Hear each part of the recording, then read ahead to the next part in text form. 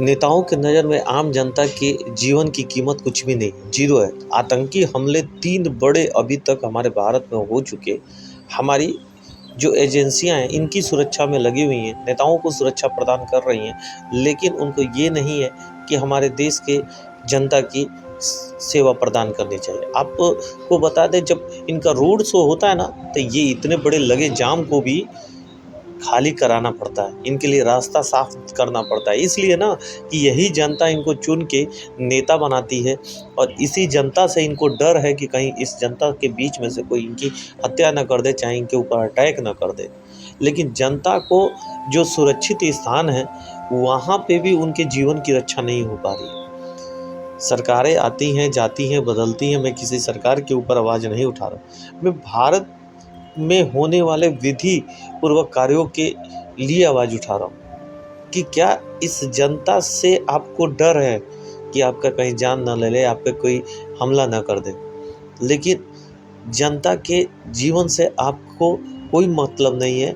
सुरक्षा व्यवस्था जहाँ तगड़ी होनी चाहिए, वहाँ कोई सुरक्षा व्यवस्था नहीं है, और आपको अपने जनता से डर लगता है। रोड पूरा देख लीजिए, सन्नाटे जैसे खाली कराए जाते हैं, और वो भीड़ एक साइड आपस में लड़ते हैं और झगड़ते हैं, और फिर उनके ऊपर कानूनी कार्रवाई की जाती है। कई ऐसे स्थान हैं जहाँ पर अवैध तरीके से निर्माण किया गया है, अवैध तरीके से घुसपैठी घुसते हैं हमारे देश में, लेकिन उसके लिए सरकार जागरूक नहीं होती है। सरकार को नहीं है कि हम जागरूक हों और अपने देश की जनता की सुरक्षा कर सकें, कहीं भी उनके मूवमेंट में बाधा ना आए। क्या जम्मू कश्मीर की यात्रा फिर लोग करना पसंद करेंगे? डर है, भय है। क्या विदेशी हमारे देश में आना पसंद करेंगे? डरते हैं।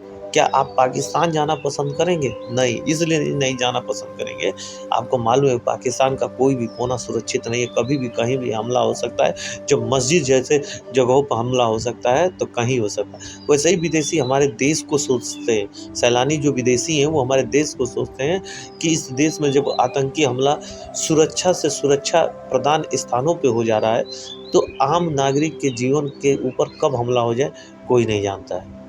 और बहुत बार ऐसा होता है, हमलाएं होती हैं, रेपिस्ट आके रेप करते हैं, परेशान है, पूरी जनता त्राह-त्राह-माम कर रही है, लेकिन सुरक्षा व्यवस्था के नाम पे कुछ भी नहीं। जो सुरक्षा चाहिए वो नेताओं को चाहिए, जो इनको अपने लोगों से डर है। बताइए, जिन लोगों के बीच में जाके ये जैसे 5 साल बीतेगा, वोट मांगेंगे, उन्हीं लोगों से लोग डरते हैं। क्या उस समय इनकी जान की कीमत नहीं होती है?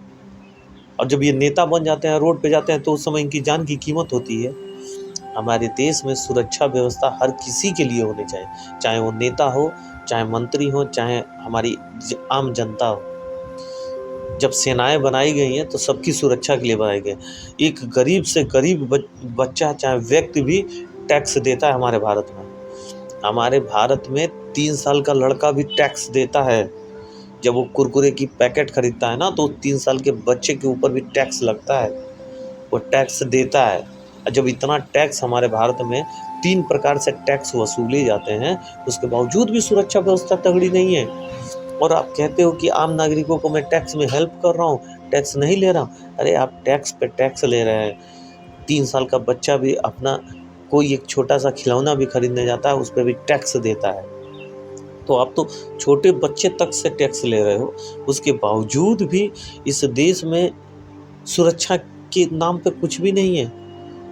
भाई, देश में सुरक्षा के नाम पे व्यवस्थाएं सही होनी चाहिए। जो सुरक्षा व्यवस्था एक नेता को मिले, वही जनता को मिलनी चाहिए। जो पेंशन योजना सांसद को मिले, जो तनख्वाह सांसद को मिले, वही भारत के गरीब सिपाहियों को भी मिलनी चाहिए।